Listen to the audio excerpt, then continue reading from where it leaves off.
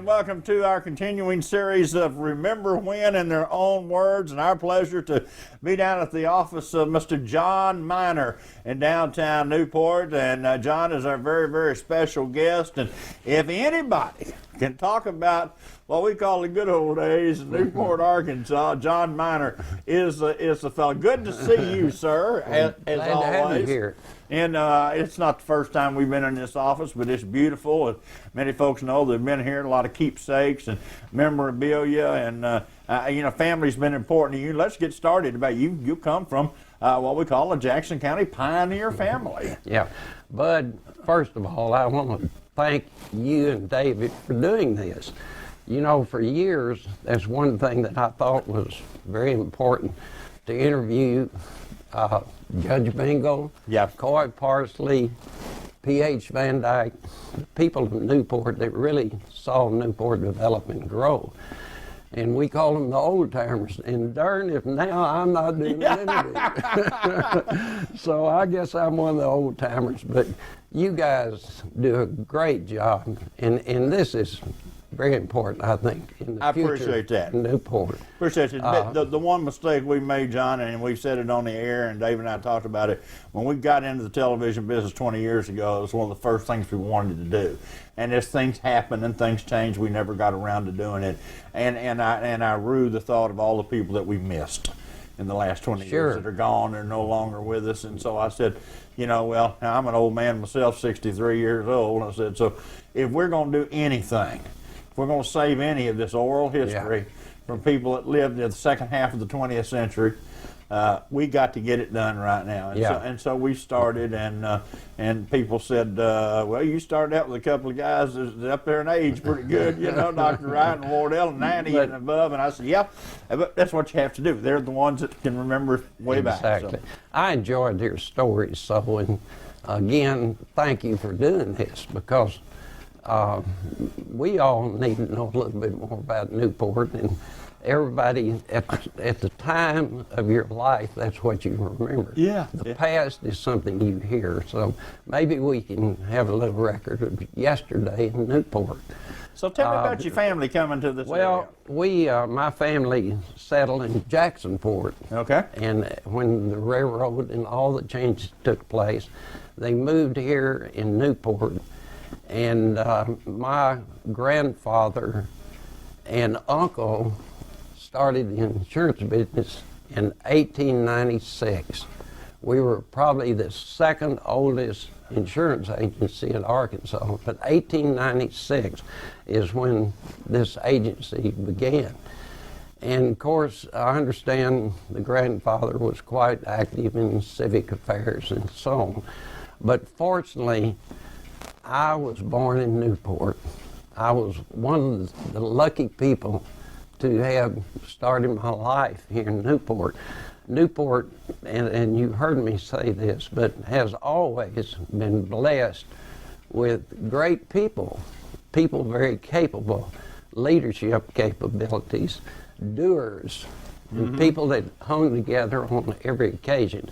So I have always considered myself being very fortunate in being here in my life all these years of growing up in Newport and seeing things change and developments that have taken place.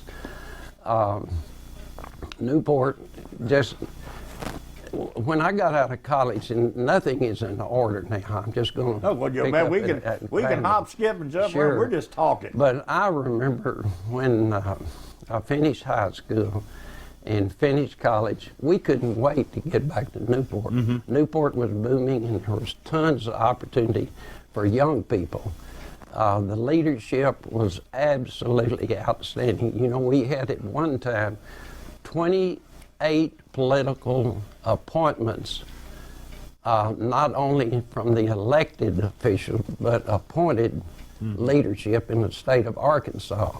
The 28 people from this town in Jackson County. Senator Harvey was one of them.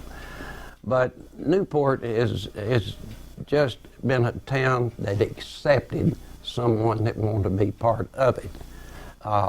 Older people accepted youth. We couldn't wait to get back because they encouraged us. They want us to come back to be in business. You couldn't find places to rent or a house to buy because it was full. But everybody was working together, and if you had a project, they were available to be part of it. Mm-hmm. Everybody wanted to be part of whatever took place. Everybody likes a winner. Newport was winning at the time. What are you talking about? Everybody wanted to be a part of that. There's no doubt about it. And you mentioned something else too. I asked Wardell this in our first interview. I said, when you weren't going to school, what were you doing? He said, working. We weren't hanging out a lot. So you guys all worked growing up, I know. Buddy, work was absolutely expected. Young boys all had jobs. We were outside people. We didn't have television. We didn't have the cell phones, the iPods, and etc. Our activities were not inside. Everything was outside. You realize your grandchildren are saying, how did you survive? I know, but I'll tell you how we did. We had games, and my grandchildren just shake their head when I tell them, Red Rover, Red Rover. Oh, yeah. Let David come over. Yeah, this kind of thing. Kick the can, hide and seek. We were outside doing these kind of games. And I'll tell you one thing I remember. As we advanced in age, one of the most popular games was spin the bottle. Oh, my goodness. Now, what you did, you had a circle. I know you had a circle of boys and girls, and whoever one that got chosen to spin the bottle would get in the center of this circle and spin it, and hopefully that bottle stopped at a girl. Because guess what? If that bottle stopped at one particular girl, you got to kiss her. And that was a highlight of the boy's life. You're telling me. But another thing that we did, and I'm sure you've heard of it or have seen it, nobody had any money, and everybody made their toys. They entertained themselves, but money wasn't available. It was after the Depression years. And Prince Albert can. We'd smash it, find a stick, attach it to a stick, and go find a little metal wheel. And we'd take that and we'd have races. Who could push the wheel the furthest and the fastest? Entertainment like that.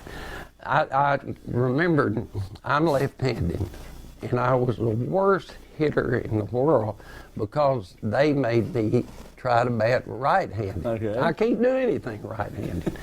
But they tried to make me bat right-handed, and we'd play in yards, lots, and so on. But I can remember the boys could hit the ball across the street, and how many neighbors' windows were broken. Ooh. Now, the adults knew this because they were glad we were out playing.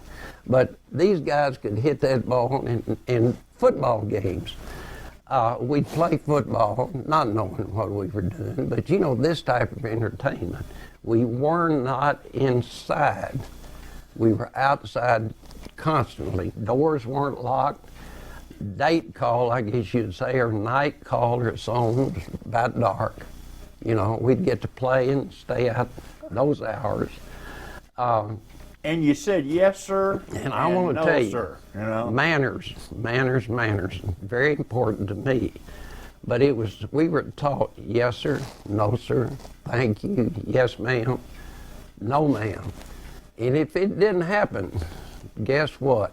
That person, our parents, called it to your attention in a lot of ways. But another thing that I thought, we were taught to respect the girls. We didn't pull up, no, not many automobiles, but we didn't pull up and honk and have our girl come out. We went up to the front door, knocked on the door, and asked for our date to come out. We would walk her out we'd open the doors, walk her out to the car, open the doors, help her in. We didn't just go to our side and take off. Now, you did it in a lot of ways. Down at Overcup, I had a horse and a buggy. and we were courting some of the girls from Tupelo. But guess what? Surrey with the friend. Yes, sir. I'd go down. I'd go down with my horse and buggy, tie the horse outside the house, and go knock on the door, ask my date to come out, and help her up in the buggy. Now, we had more fun. It was fun, but you know the view at times wasn't too good. No, wasn't too it never impressive. changed, No, did it? it never changed.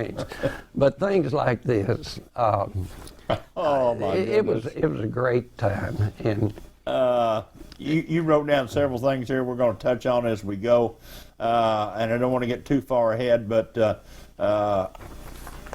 scouting has been something really, really important to you, and it stayed with you all your life, and you've been involved in that all your life. Yeah. Buddy, every boy in Newport really wanted to be a scout. We really looked forward, and I think it was age 11 or maybe 12 before you could become a scout. But we had great scoutmasters, absolutely great, fun guys that demanded respect, and they were constantly teaching something, and it was outdoors. As an example, you might have a bicycle merit badge. You could ride from Newport to Oliphant and maybe see one car. We'd spend a day or hiking. We could hike from Newport to Possum Creek in maybe one or two cars. But we were taught to cook our meals. We spent overnight sleeping trips, swimming. But we had the best time, and fortunately, our goal was to become an Eagle Scout. And mothers are the ones that encourage their sons to become an Eagle Scout. It was very important. Fortunately, I was an Eagle Scout, and to this day, I cherish that. I remember. And now, let me say something too. They don't just give those honors away. You earn hard work. You earn every one of them. I can remember. Of course, my uncle lived next door, but the president of General Motors, who was in Detroit, Michigan, sent me a personal letter, which I still have, commending and congratulating me on being an Eagle Scout. And this is the thing I remember. He said, resumes in interviewing young possible employees finishing college, but the thing that he looked for first was, were they an Eagle Scout? If they were an Eagle Scout, top priority in hiring. And scouting was fun. I'll tell you one thing. Charles Brosh, who you remember, was more fun. He was my scoutmaster. When boys would get out of line, and you know, a group of 25 to 250 boys, always you're going to do something you shouldn't do. And Brosh demanded respect and demanded that we do what he says. But if you got out of line, he didn't whip us, but he formed a belt line. You know what that is? There was two lines facing each other of boys with their belts off, and the guilty scout would have to run through, and as we'd run through, they'd take that belt and pop us. And I tell you what, we laughed, it was fun, everybody had fun with it, but we didn't mess up the second time because we knew what was going to happen. But those years were just years that were fun. Somebody asked me to ask you, were you here when Harry Truman came to Newport? You bet. I tell you, that was a big occasion for Newport. We had a train arrive, and in the caboose was this speaking platform. The President Truman, Newport turned out. Everybody that heard about it, knew about it, went over to the train depot. And he made his speech and so on, and Judd Hout was mayor of Newport. And Mr. Hout loved to have an occasion like that because he was absolutely great. But I'll never forget, he had this big white hat, and he had his coat and tie on, and he had a convertible. And he escorted President Truman to this waiting vehicle, and I believe D.T. Allen was the chauffeur. I'm not sure, but people that remember D.T., I believe he was the driver. And they had a personal parade up and down the streets of Newport with Mr. Hout and President Truman. And of course, Truman hadn't really been treated on a not hustle basis. You know, he was just relaxed and had the best time. But Newport welcomed him, and the streets were absolutely lined. And that was quite an occasion. I can imagine the President of the United States Oh, coming yes. to Newport, Arkansas. Yes. And that's back in the days that the president just wasn't always getting out and going a lot of places. Exactly. Just, you know, we were riding trains instead of flying around. And just, You bet. As a side note, the sidebar here, for those of you that have never had the opportunity to go to the Truman Library in Independence, Missouri, it's the eastern suburb of Kansas City, you should go. That's correct. There's some amazing things there where he scribbled on just a sheet of paper, I mean, nothing formal, just giving the okay to drop the atomic bomb on Hiroshima. You see that little piece of paper where, you know, just right there a few words that gave the word to go. And some of the things that he wrote back to his wife about meeting Joseph Stalin for the first time. You know, I loved it. I've been to several presidential museums, but I loved Harry Truman. You bet. It turned out he probably was one of our better presidents. Yeah, yeah. And I think at the time, the histories show that. Yeah, at the time, history changed. You know, he wasn't going to get reelected, and he went on the whistle stop campaign and beat Thomas Dewey in '48. And exactly. And now is looked upon as a great president. Dewey, the papers came out, the media came out Dewey and said, Dewey wins. And Dewey didn't win. But you know, Newport, as I said, it's just been a special place. The people were together. And today's time, we need to realize that we need to continue this. We've got tons of young leadership out there that are capable of promoting and making Newport what we want. Days of cleanup or the Booster Club or whatever might have taken place, people offered their time and certainly were willing to do it and always did an outstanding job. It was good. I will tell you, the entertainment back in my days, as you well know, was limited, and I kept saying it outside. But Friday and Saturday nights were the big time for Newport. We had two movie theaters, the Capitol and the Strand Theater. And the young people all went to the movies. At that time, for 25 cents would get you in at popcorn and a drink. It cost 12 cents to get into the movie, but 25 cents you could get popcorn and drinks back in my time. Yeah, down at the Capitol was so bad you could give them a dime and let you stay outside. Maybe something. We went. And I tell you, Miss Edith Evans, of course, was a legend because she demanded you to behave. She walked up and down those aisles, and if anybody was out of line, she came walking down that aisle, and you were making noise. You bet. You bet. You shut up. But one thing she did is that once a year she'd have a horror movie.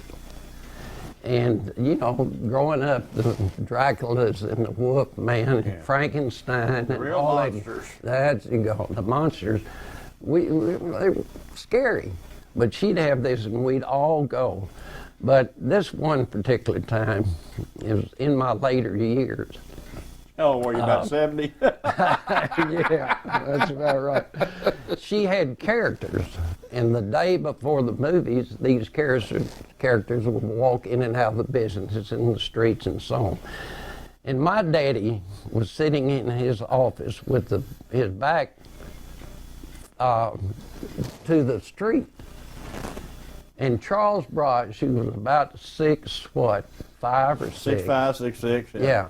Large man. Got a gorilla costume and put it on. And I remember I was standing up at the desk and I looked out and I thought really was a gorilla. And it was on all fours coming across the street. And it opened the door and my daddy was sitting in his chair and he was reading something. And all of a sudden Brosh comes to his left and just stands there. and inches up on him more and more, and finally that gorilla head, and Daddy senses something and looks around and hears this huge head, and Bryce goes, and Daddy, when he did, Daddy jumps out of there and said words, you can imagine the words, and took off running to the back. But that was Bryce, and that was Newport, that thing that was going on all the time. The Jackson Funeral Homes and Jackson Griffin Insurance Company, 1900 Malcolm in Newport, and locations throughout Northeast Arkansas. Our family serving your family. We salute the honored guest on this special presentation and thank you for your contributions to our community. A message from the Jackson Funeral Homes.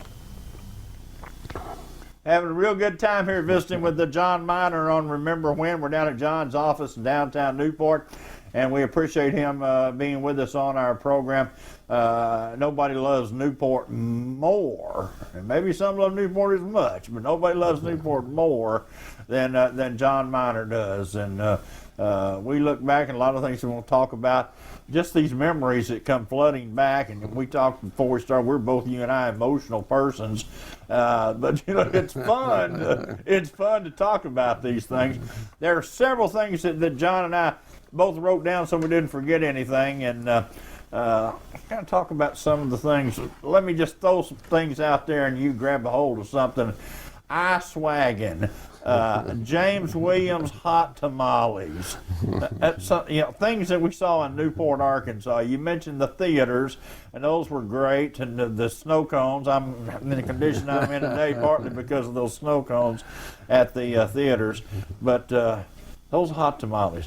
When James Williams cooked those hot tamales and stood over here on the corner on Beach Street, 3rd and Beach, and you went up there and bought you a half a dozen tamales and he wrapped them in that newspaper, there was nothing, folks, nothing any better to eat in the world. I agree. That's correct. James has been a legend all these years. I remember, and we could buy the hot tamales for 3 for 10 cents, 3 for a dime. And our parents would let us have it, or we'd earn it. You know, we'd earn our money and go up, and James knew every one of us, and he knew exactly how much money we were to spend. But we couldn't wait to get them. If you remember, he had a cart, and on this cart he had a bronze container. Big kettle type, yeah. Yes, and it was always warm. You always got hot tamales. But nobody's ever been to compare making hot tamales that we went down to his house one time, John, to buy some tamales. He was getting up in age and wasn't getting out on the street as much, and I went in there and he was cooking, and he had these just giant roast beefs that he was cooking. He used 100% beef. You know, I mean, it was good stuff. You know where the corn shucks came from? No. He'd go down to Lacey's barn. Okay. And when they would shuck the corn, they'd keep it, it was clean, never hit the ground. Right. But then he'd wash it too. But they'd save those corn shucks for him so he could wrap his hot tamales. Oh my goodness. And you talked about, we had an ice plant here, and nobody had refrigerators. We had ice chests, or in the word ice box. We had that, and 2 to 3 times a week, we'd see the ice wagon come by our house, and they knew exactly what the ladies were going to order. You could buy them in 12.5-pound blocks, or you could buy them in 25-pound blocks. And that's what we put in our ice boxes that would last for a day or 2 or so on, and they would repeat. About 2 to 3 times a week we'd buy ice, and that's the way we kept our milk cold and other foods. I can remember Newport Dairy home delivering milk, putting it on the doorstep. You bet, on the doorsteps. In fact, I still have 1 or 2 of the bottles that they can't deliver. Yeah. They had them in the glass bottles originally. That's right. With a little pull tab. And then later they went to the cartons, and then they put the little silver thing out there that was supposed to be insulated that they stuck them in. That's correct. Technology. Buddy, I still say we had probably the best growing up years. the lake divided Newport and East Newport. East Newport, West Newport. Oh, some rivalries here. And, oh, what are you talking about? Now, East Newport had the Taylor City Terrace. Could you imagine? Taylor City And Terrace. Mr. Charles Taylor, who was eventually Charlie Jr., was the coach here.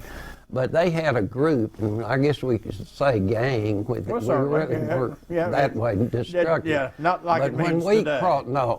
but when we A group. crossed the lake, the Taylor City Terrors would either run you back or the fight was on. And the same thing happened. Now, Wardell told you about, I'm sure of this. And The Chain Chain Booty, Booty. yeah. The gang down there. Now, what you didn't do is you didn't go down there uninvited. You know, you had to be asked to go down there, or Wardell and his age group, I guarantee, would flat put you back across that lake. But this went on, and one of the highlights that we had, we decided, and probably this was prior to the 4th grade, maybe 4th Vixen, it was prior to junior high, is that we'd have a football game, and they let us play out at our football field. Newport, East Newport. And the game was on. We had officials and so on, no uniforms, except I remember one game, somebody that had shoulder pads that were cardboard gave me a pair of these cardboard shoulder pads, you know, about like this. Well, all the other boys arrived in a sweatshirt or shorts or what's on, but I arrived in a pair of shoulder pads. And there were 2 brothers out from East Newport, Taylor City Terrace, named Jerry Keach and his brother. I'll call his name in a minute. But anyway, I bet they saw me. didn't like your They shoulder saw pads, me did walk they? on the field. Billy Joe and Jerry Keach. Okay. They met me as I walked on the field, and they said, "What do you have there?" And I said, "Shoulder pads." And they said, "Well, we're going to tell you something. After this game, you won't have them. We're going to take them away from you." And I said, "No, you won't, because I could outrun them." And they never could catch me, but they tried the whole ball game to rip that. I knew I was going to get it. But things like this took place. We really did. We had a lot of fun. Oh, there. Did you know that we had 2 Miss Arkansas contests here in Newport? Yes. Yes. And it was sponsored by the Young Businessmen Club. And a great group of young guys that were in business here that really worked together. But 2, and that again was out on the football field. They'd bring girls from all over the state and have chaperones and Big activities. deals. Oh, it was. One of the Newport girls, one of those years, we felt like should have won it. She came in second. But we truly, the town was really disappointed that she wasn't Miss Arkansas. But events like this, it was fun. Let me talk real quick about something. Speaking of the football field, booster club. We got a long time without a booster club, and you and a couple other folks are instrumental in starting a booster club in Newport, Arkansas, with the express purpose of, look, we raise a little money, we'll help the kids, we can do a few things that aren't getting done, and it'll help our athletic program. Right. And I remember growing up through those formative years, actually, the booster club and having things like, I was talking to Dr. Wright about when we used to sell the football players for a day's work. Yeah. I auctioned y'all off. Yes, you did. I was the auctioneer and auctioned off. We sold you guys that were out for sports from 1 day free work on your part, but the people that had to bid on you and buy you, and whatever they wanted you to do, you had to. And you mentioned that you worked at Dr. Wright's house, but the business people would come down, and we raised quite a bit of money. They'd bid on the players, and if it was shining shoes or mowing grass or whatever, that's what you guys did for 1 day. And you guys, the boys that I took down to the farm, didn't want me to buy them because they knew I was going to make them pick up chunks and dig ditches and wrestle calves. Yeah, everybody used to say, all the players you get, say, you don't want mine or to get They didn't want me. do anything. You know, outbid him. David, Coach Keedy, you know my respect for him and really love for him. Sure. That family's a great family. But I remember that he used to call me when he first came here as a coach and say, John, I got 3 or 4 boys. I want to see how tough they are. Will you take them down and let them work on those calves? And I said, yes. And I believe one of the toughest ones I had down there was David Hare. Do you remember Harrod's Wybrew? Oh, gosh, yeah. Well, you know, they did. Defensive tackle. Yeah, I'd make those guys jump on these calves and throw them and do all this. It was a show, but they didn't back up. They got right in here and got with these calves. In fact, I got a video on it. Let's talk a little football. One of the games that people that are still around will always remember was the 51 game? 51 Thanksgiving Day? Yeah, Thanksgiving 51. Day. Newport beats Batesville on what Batesville to this day still calls the infamous forward lateral. That's correct. Tell us the situation and exactly what happened. Buddy, Newport at the time was picked 4 touchdowns favored over Batesville. We were supposed to beat them by 4 touchdowns. The day was a typical Newport-Batesville game. They whipped us all over that field. Boyce Holt and myself couldn't gain 5 yards. Mm-hmm. And we were the running backs, and normally, you know, things went our way, but Batesville just smothered us on every play. And they were ahead 7-6. I love this game. You know, I love to bring it back because I can tell the Batesville boys to go lump it. Anyway, we were behind 7-6, and there was 2 minutes left.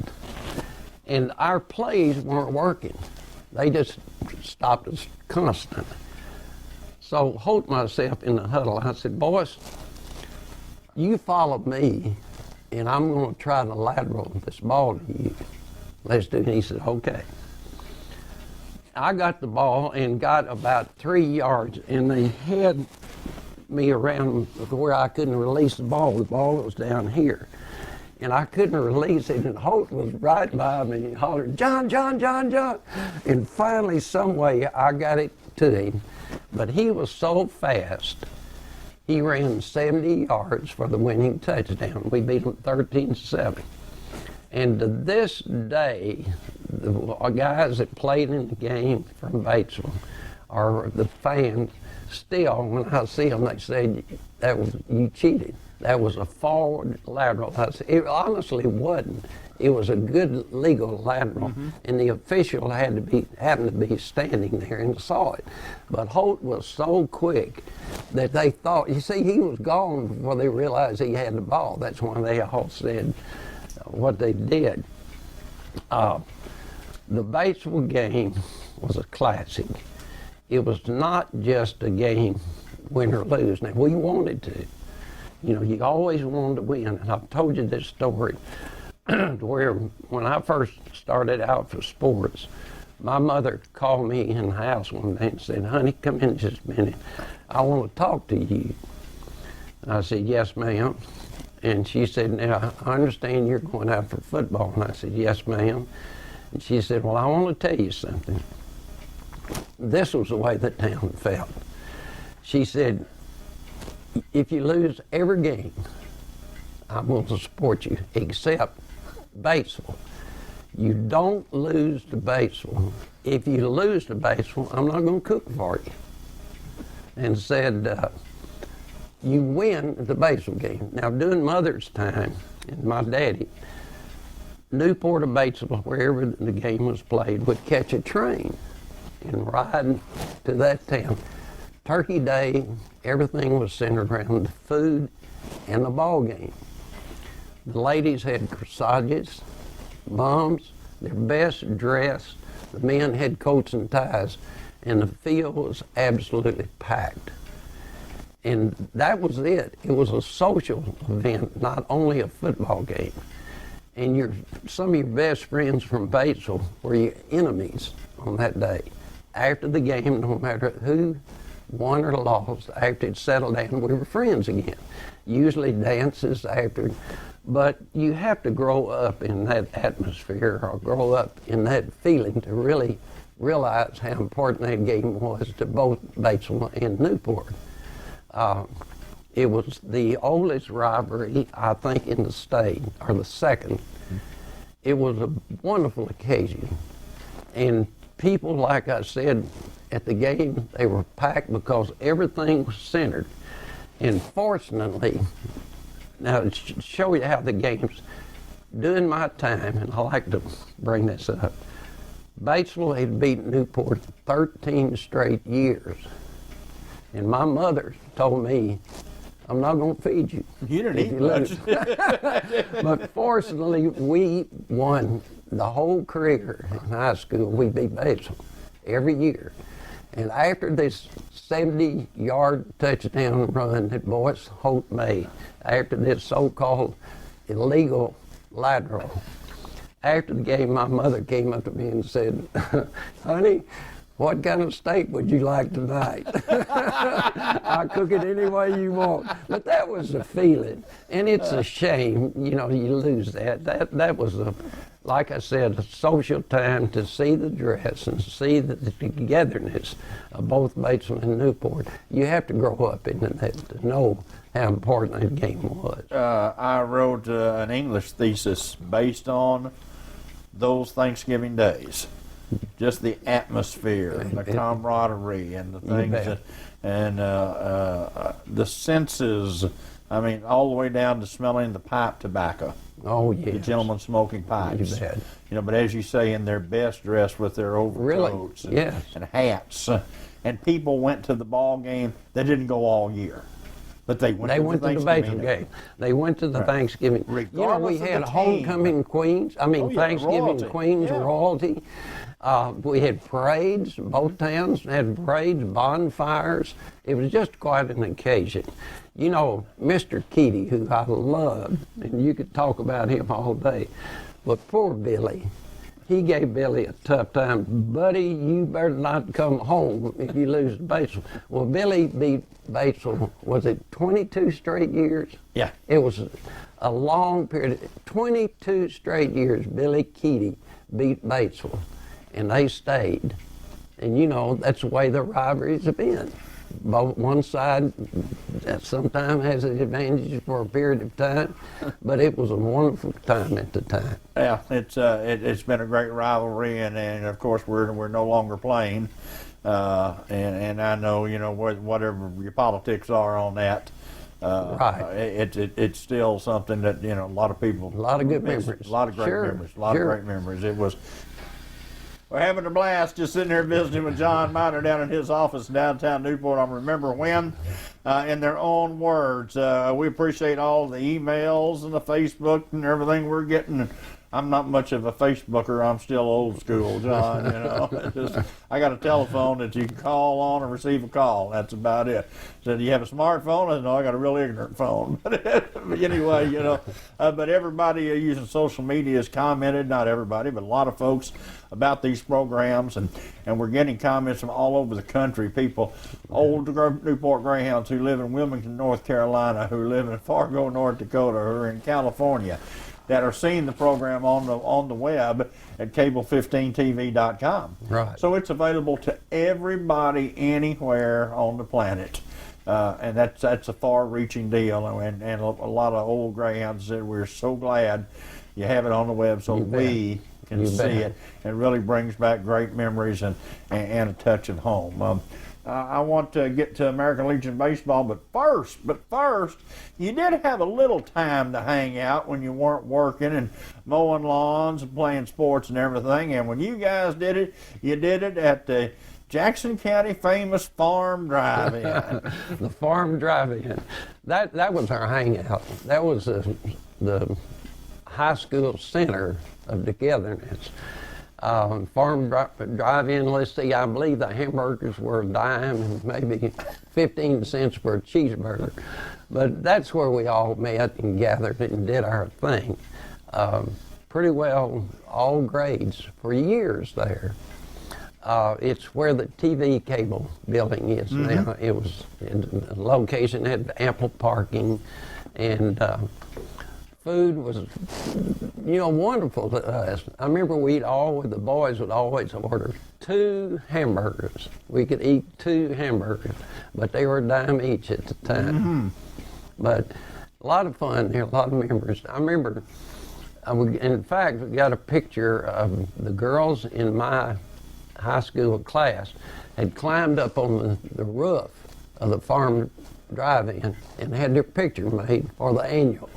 And the school came out, and anytime any honors were given, Mr. and Miss Lakeside or Mr. whatever, or Mrs. on, they usually took the picture out at the farm drive-in. Okay. And I've told folks this, that I graduated in '68. And it was just a little before my time. I don't remember what year it closed, but I just do not remember that. I was a Paul's Dixie Queen guy, a Jack's Dairy Cup. Oh yeah, that was later. A Shelby's, sure. a little like Headley's Rexall Drugs. Yeah, right. We used to all go to the drugstore. Right. Grimes Drugstore, Shannon Ritter, downtown. We would go there some, but mainly, Headley's out in East Newport. I was part of that East Newport clan. Oh, sure. You were the tough group, except for Wardell's group. Yeah, except for Wardell's group. Anyway, but that's something a lot of people mention and talk about the farm drive-in and all the fun they had. I want to jump back to the Booster Club. A couple of things that there's several people I know you said you wanted to mention at least a few of them. And then I just wanted to mention a couple of things we used to do and brought it back here recently. Turkey bingo. Oh, yeah. Turkey bingo was fun. That was an idea of James Spencer. Spencer was a member of the Booster Club. And let's see if I can recall Joe Knuckles, your dad. Now, you guys, you don't know, but all 3 of you boys are makeup of your dads. He was something else. He was a doer. Mm-hmm. He was one of the best salesmen in Newport. He really was, and he worked hard. But I remember, and I've told y'all this, we'd have different projects to raise funds. One was turkey bingo, one was a roadblock. And we decided we'd have a roadblock here in town. And it just so happened it was raining that day. We had these gallon buckets, and we'd stop, and of course, guess who collected more than anybody? Your dad. He came in with these things, and he brought this money, and I remember he poured all this change out, and water came out, and we were already wet. But he looked up and he said, "John, let me know next time because I'm going to be out of town." But, we'd raise money like that. We had the auctions. We'd raise it, and all this money went to support the kids. And we started, the Booster Club was instrumental in starting the all sports banquet. Exactly. We started that, the turkey bingo, a lot of things at this group. Jeff Ellis was so active in organizing various things in this town. We had, of course, like I said, your daddy, Ed Madison, Phil Hout, Wardell Pennington, Billy Keaty Sr., Bill Keaty Sr., D.T. Allen, many other, Sam Llewellyn. Mm-hmm. Can't leave him out. No. Sam Llewellyn was at every ball game all its life. For 50 years. 50 plus years he was there. Uh-huh. But those guys were very active. We had fun. We'd meet out at Tom and Wardell's once a week and just go over the programs and what the coaches needed or the school needed. Like we gave them a lawnmower to keep the grounds at the school. We built, and one time they had horse shows on the football field. Well, you can imagine what the turf was like after it. So we undertook the project of remodeling. D.T. Allen brought his crew and did the concrete brickwork. We put new fences up. Joe Knuckles, I forgot him.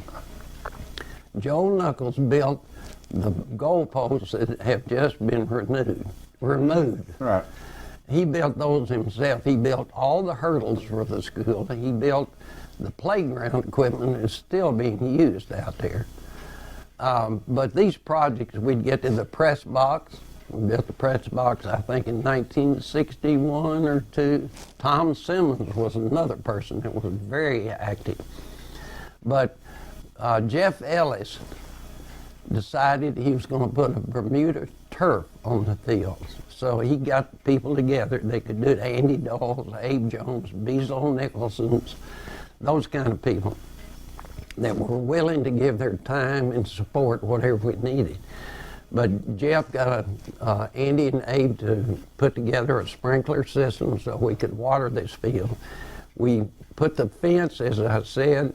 We built the press box. We put the markers, the goal posts that were there, and Buck Hurley gave all the fertilizer free to fertilize it all those years, and the Wellman's family.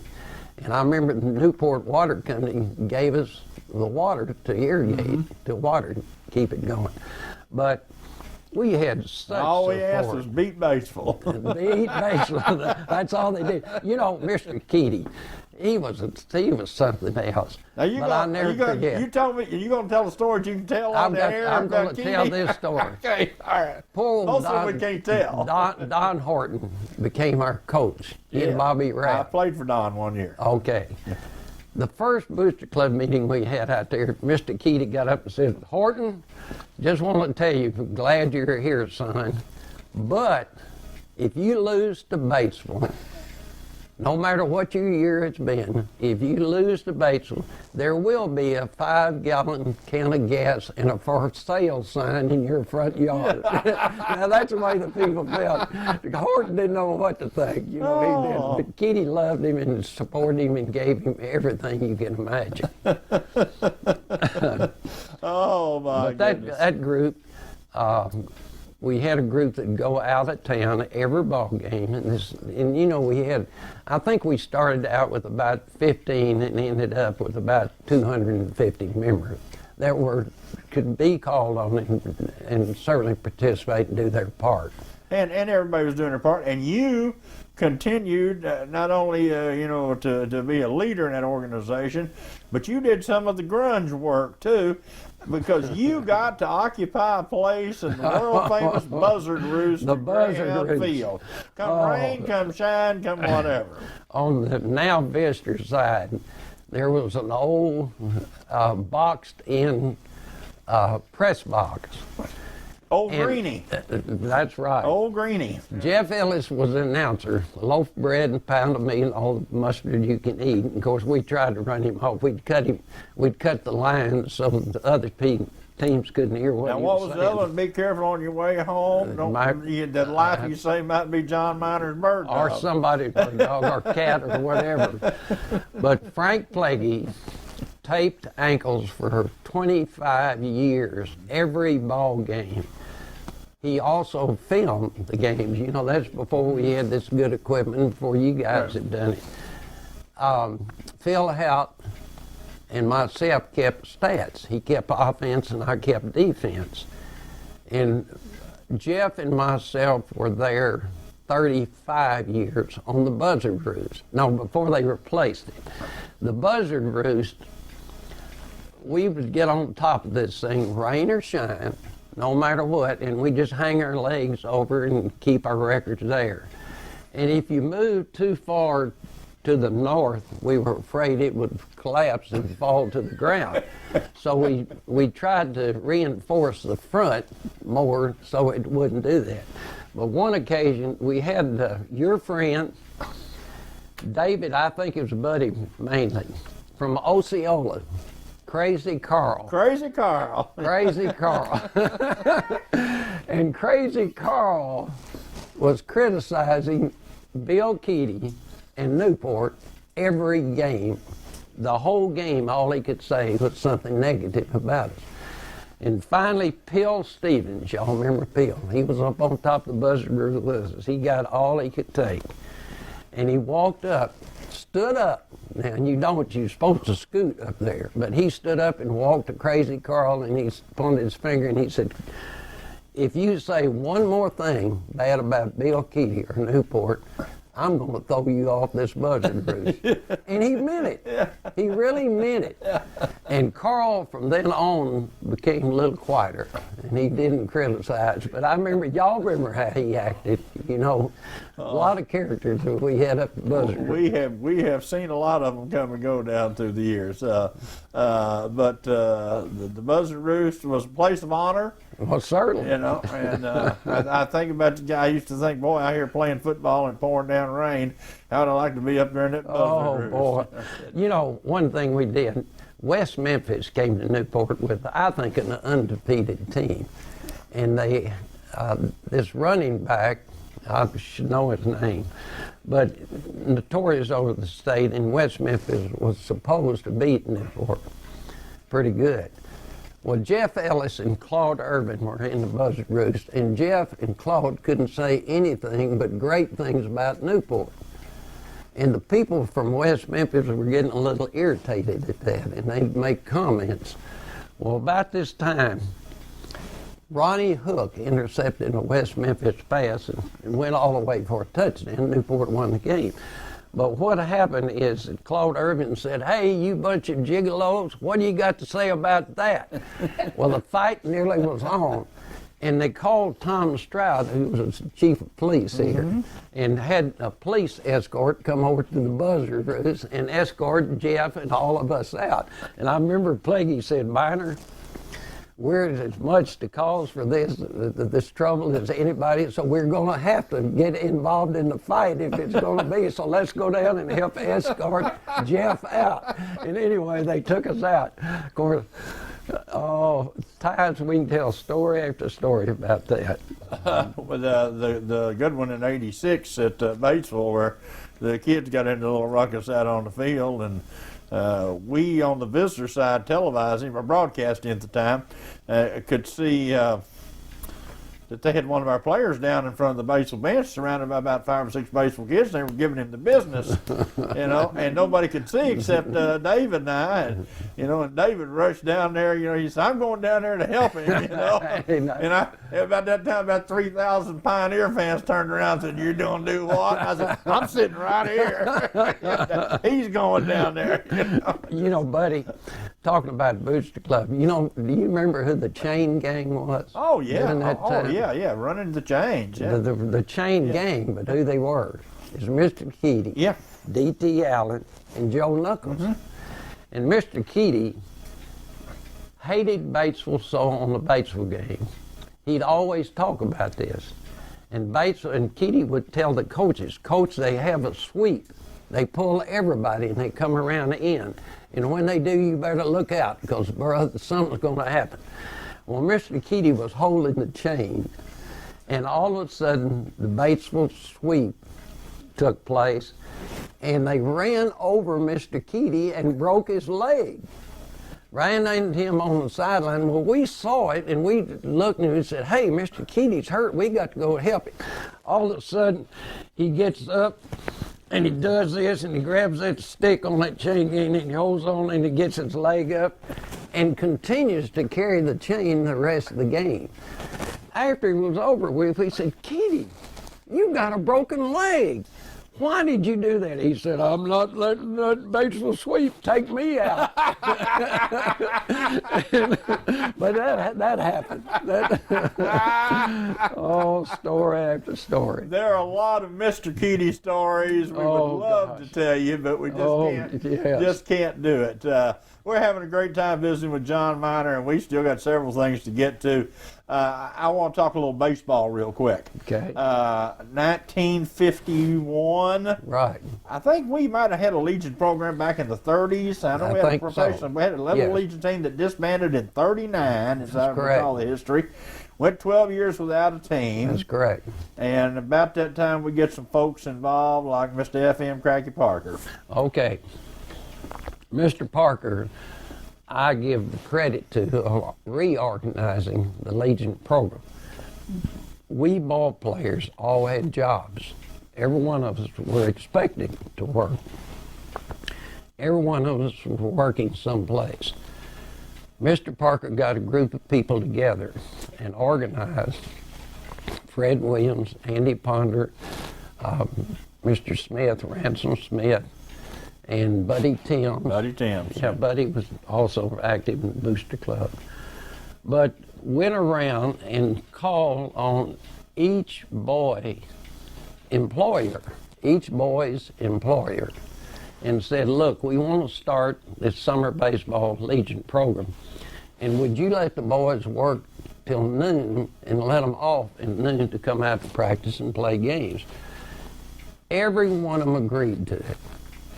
Well, J.C. McMahon was in the cotton field chopping cotton, and I happened to go out there with Mr. Parker and them, and I'll never forget, he went up to Mr. McMahon, who was as tall as J.C. And J.C. had that cotton hole in his hand and sweat and had a big old hat.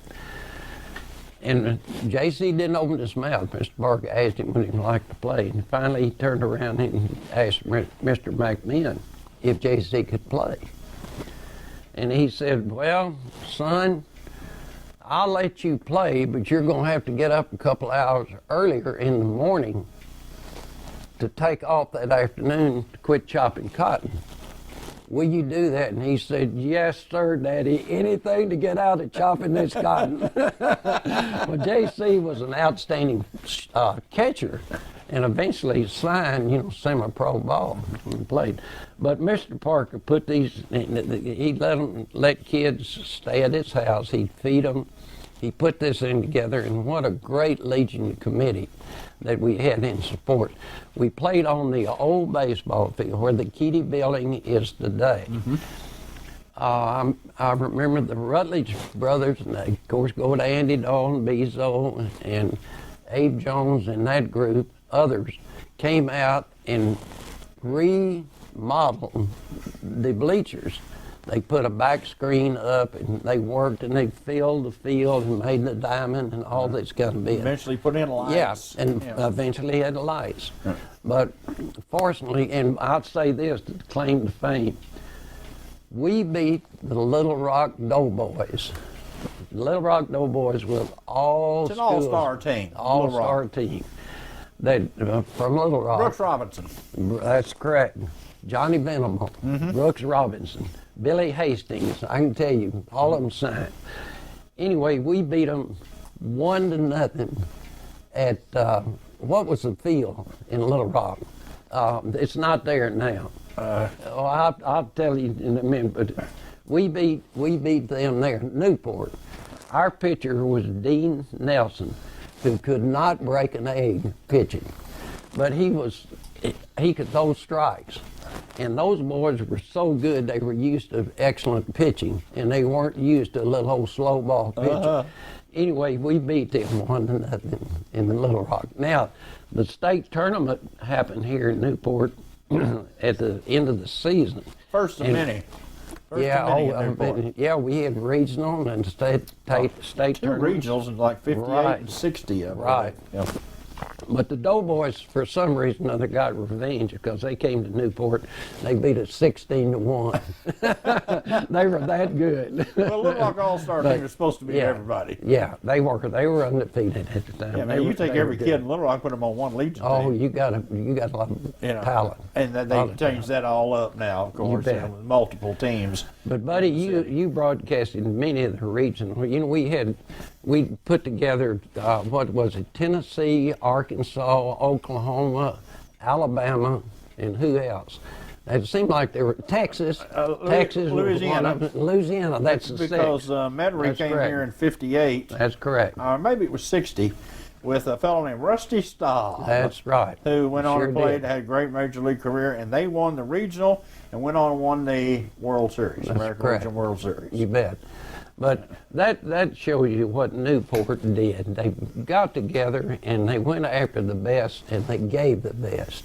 And these people look forward to coming to Newport because the accommodations, food, and fellowship, everything was great.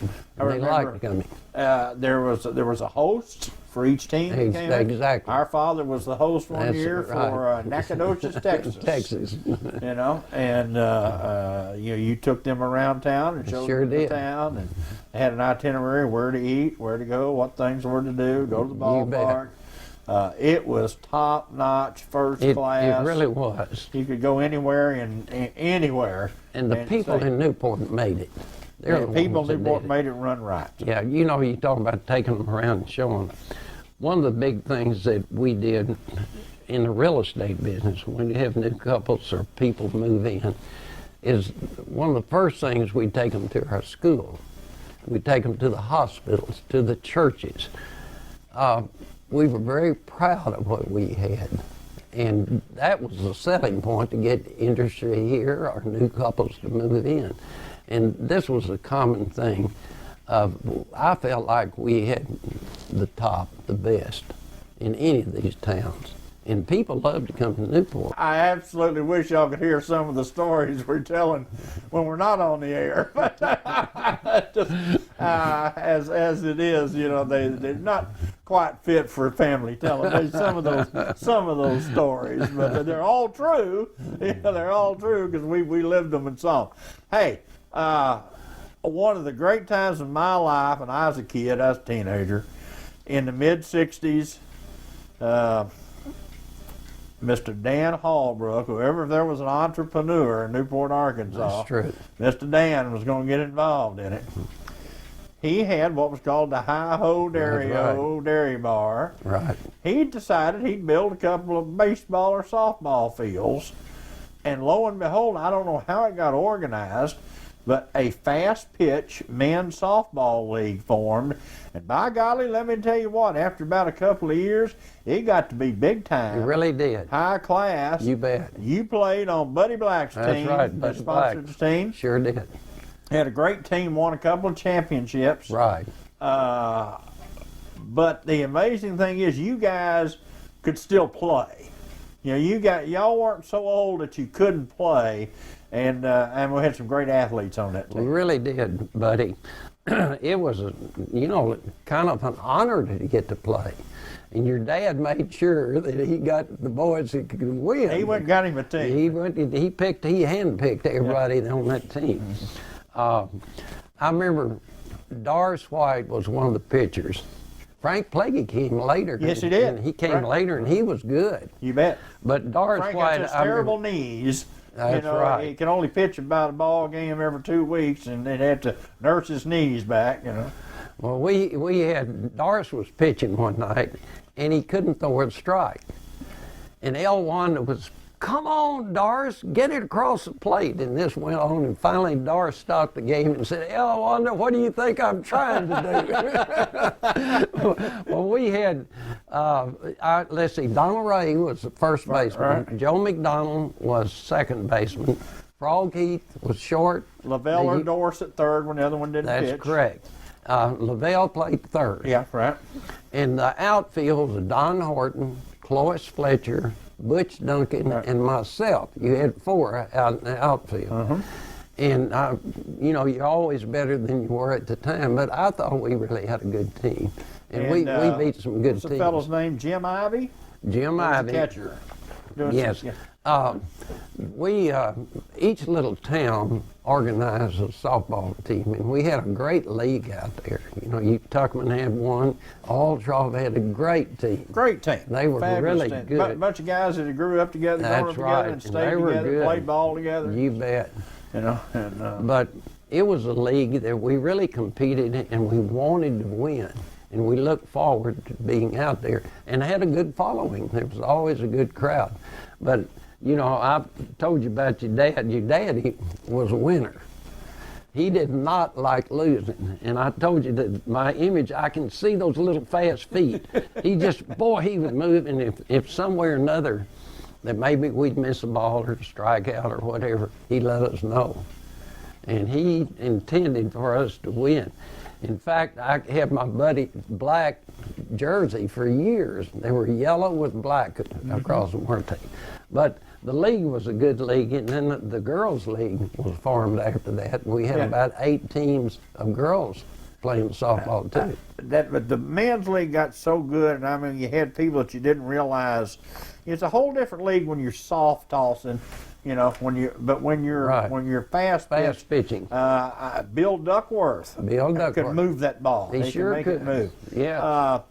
David Stegall. David could bring Stegall it. was a great Woo! pitcher. He really was. He was a good pitcher. You know, just in but Bill Duckworth threw strikes, and the ball moved. You know, you didn't know where it was. And it was a short distance. It got there before you expected. And then there's the great story, and I was there and witnessed it when I believe it was old running buddy J.T. Landrum. JT said, "I'm going to do something here." He went and got him a professional. He got a ringer. He sure did. Real good pitcher. Real good pitcher. Yes, sir. He come up and pitch against us. That's right. And he wasn't Eddie Feiner, but he was pretty close. Let me say. He was good, but guess what? That team that we had, I'd always wanted, had hoped that Tuckerman, Swepton, Grubbs, and Newport to pick the boys and form a football team or basketball or baseball, whatever, because there was tremendous athletes, you know, in these little towns. We didn't have much else to do, so we played sports. And there was some outstanding talent in this county through those years. But we got to get together in the softball league. And as you say, that there are people out there that, you know, football coaches and former athletes, and hey, Frog Heath, what a basketball player. Frog Heath was the best white basketball player this county ever produced. Okay. He was before our time. Right. He could do, his moves were the moves we see today. And you know, we were allowed to shoot a two-hand shot, never over our head, once in a while this, but Frog Heath could do it all. And he was quick. He could play any sport. He was that good. You want to tell your story about Frog and the county tournament? It was when we were in the 9th grade. We had county tournaments, and this happened to be held at Grubbs. In junior high, Newport's junior high and Tuckerman junior high were in the finals. And on the way over, the team, our team, my teammate said, "John, in accepting the winner's trophy." Yes. Now we were en route to Grubbs. Because we all know we're going to win. What are you going to say? And I said, "Well, I don't know. What do I say?" And they said, "Well, here, these things." So I got prepared for my speech to accept the first place trophy.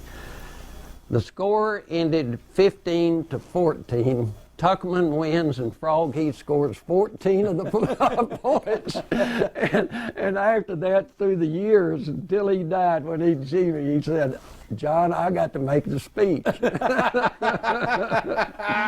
And he deserved it, because he beat us by himself. Frog was something else. Oh, my goodness. John Miner, it's still going. You have had a great life, and you touched so many people, and so many people, of course, have influenced you down through the years. You have seen so many things.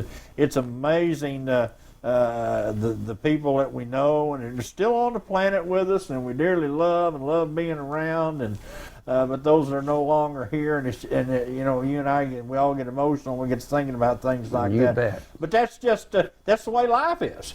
And but it's all who we are, and it's all what has made our character. Newport, Arkansas is still, I think, a great place. Newport has always been. And you know, we were so fortunate to have the makeup of the professional people in this town. Our doctors, our lawyers, engineers, and so on. The professional leadership we had in this town is outstanding. And you know, our schools, as I said, we had great schools. I want to tell this story about the school. Mr. Mullins, who was superintendent, and as we all know, was extremely well thought of and a great administrator. But John Jr. was president of the senior class, and graduation ceremony, graduation came, and John and a bunch of the boys were setting up the platform and the chairs, you know, out on the football field. And they picked up a broken chair. And the boys said, "John, put that chair where Mr. Mullins sits. Oh. Said, you hadn't got guts. Put that chair where he's going to be. And they said, you hadn't got guts to do it. And John said, I have, I will.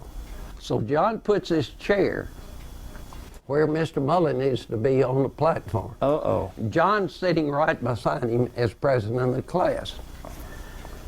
So they all do the entry and they all take their seats and begin to sit down. And when John sits down, he's in a broken chair. And he nearly falls and he's on one leg and he looks over to Mr. Mullins and Mr. Mullins goes, winks at John and does this. And John said, Daddy, I sat there that whole thing cramping. Yeah, Said I cramping. Said Mr. Mullins would just look up and look over me and grin. But I thought that was a classic. That's typical. Now that was typical. He was ahead of everybody. So he knew yes, what sir. to expect. Yes, sir. Yeah. But Newport is I've said time and time again, we're just fortunate to be here. We've got great people, great families. Newport always, as I said, accepted youth. We've had ambassadors, Harriet Hodges, I think John Pennington is. You know, you guys, we've had people that have promoted Newport, and it's just a wonderful place to be and to raise your kids. Good time. It is a great pleasure to visit with you. It has been a great show. I know people are certainly going to enjoy this one, and we'll want to see it time and time again. It's available each Sunday and Tuesday night at 7 o'clock. It's called Remember When, in their own words, and we're going to continue to do this as long as we have sponsors and as long as, you know, people are willing to watch. And we think it's just a great show. It's something you can't find anywhere else except right here, you know, on Newport Television and on our website, cable15tv.com. Mr. John. Well, you know, buddy, thank you all, Yes, sir. you and David again, and thank you for letting me be part of it. You bet. And I appreciate that, but we appreciate what you're doing. Thank you, sir. Mr. John Miner, and join us, as we said, twice a week for Remember When. So much thanks to John Miner and all that he has done for our community down through the years.